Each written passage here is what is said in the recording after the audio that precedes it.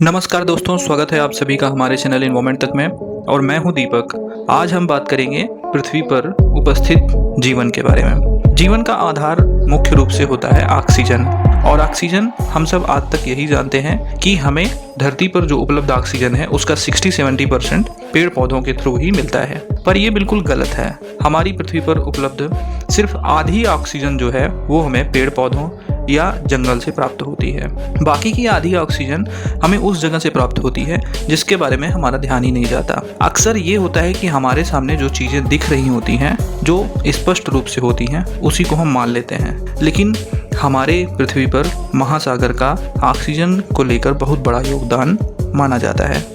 आपके अंदर, आपकी धमनियों में बह रहा रक्त और समुद्र का पानी, महासागर का पानी, ये एक प्रकार से समान रूप से देखे जा सकते हैं, क्योंकि समुद्र का पानी भी एक प्रकार से खारा होता है और हमारा रक्त भी खारा ही होता है। जो भी सेल्स और केमिकल्स या फिर न्यूट्रिएंट्स हमारे शरीर में पाए जाते हैं या रक्त में पाए जाते हैं, वे सभी समुद्र में भी पाए जाते हैं। और जैसा कि हम लोगों को पढ़ाया भी जाता है, और यह सही भी है, कि जीवन की शुरुआत पानी के अंदर यानी महासागर से ही हुई थी। इस तरह अगर हम देखें तो समुद्र जो है वो हमारी रगों में दौड़ता है रक्त के रूप में, और ये महासागर या समुद्र ही है जो हमारी धरती को पूर्ण रूप से संचालित करता है। जितनी भी सांसें हम लेते हैं उनमें ऑक्सीजन होती है।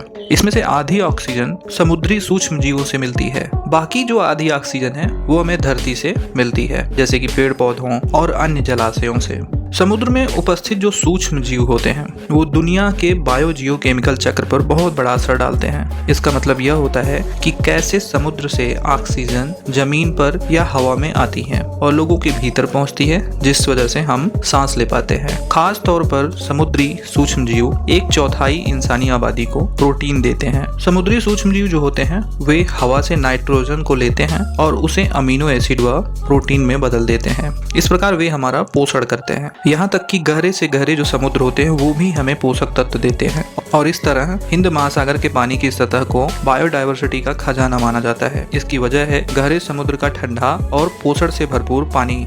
जहाँ तक सूरज की किरणें भी नहीं पहुँच पाती हैं, जब वह ठंडा पानी सतह की ओर आता है तो शैवालों को पोषण देता है। शैवाल झींगों का पेट भरते हैं और वे मछलियों का, और इसी तरह से ये पूरा चक्र चलता रहता है। इन्हीं गहरे सागरों की वजह से एक बहुत ही अनूठा इकोसिस्टम बना हुआ है। समुद्र में मौजूद जो सूक्ष्म जीव होते हैं वो धरती की जो मीथेन गैस होती है उसका सबसे ज्यादा इस्तेमाल करते हैं। और मीथेन गैस जो होती है वो कार्बन डाइऑक्साइड से भी ज्यादा ताकतवर ग्रीन हाउस गैस है। समुद्र के अंदर मीथेन ठोस रूप में जमा हो जाती है। यह बहुत अजीब सी चीज होती है जो बर्फ की तरह लगती है। यह कई बार बुलबुलों के रूप में समुद्र के तल पर उभरती भी रहती है। ये सूक्ष्म जीव उसे ही खाते हैं, और कुछ समुद्री जीव बैक्टीरिया के साथ भी रिश्ता बना लेते हैं। ये कौड़ी या घोंघे जैसे दिखते हैं और अपने भीतर पनप रहे बैक्टीरिया को मीथेन पहुंचाते रहते हैं। इससे बैक्टीरिया को भी ऊर्जा मिलती रहती है, और जो बैक्टीरिया होती है वो उस घोंघे को भी पोषण देता है। चिंता की बात यह है कि धरती को अब सबसे ज्यादा कार्बन डाइऑक्साइड ने घेरा हुआ है। इससे तापमान भी बढ़ रहा है और अब वातावरण में ज्यादा मीथेन रिसने लगी है। इस समुद्री जीवन पर इंसानी दखल का गहरा प्रभाव पड़ता जा रहा है। कार्बन उत्सर्जन की वजह से वातावरण में बदलाव आ रहा है। यह समुद्री जीवन बहुत ही खास होता है। यह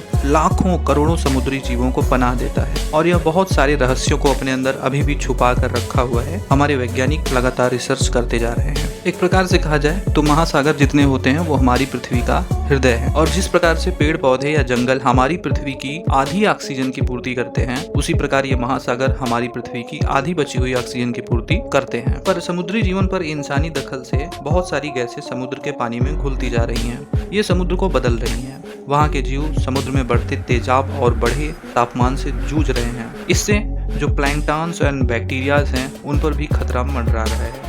इससे इंसानों पर भी असर होगा। हमारा जीवन 25% समुद्र पर ही निर्भर है। इसमें मछली पालन से लेकर टूरिज्म तक शामिल है। इसलिए विषय यह नहीं है कि हमारी पृथ्वी को ऑक्सीजन कहाँ से मिलती है, कितना मिलती है। विषय ये है कि हम जिसका खा रहे हैं उसी को नुकसान पहुँचा रहे हैं। हम पेड़ भी काट रहे हैं, हम उस समुद्र को भी, समुद्री जीवों को भी नुकसान पहुँचा रहे हैं। तो इस तरह की रोचक तथ्यों से भरी जानकारी के लिए चैनल को अभी सब्सक्राइब करके बेल आइकन को प्रेस कर लें। मिलते हैं किसी अन्य वीडियो में।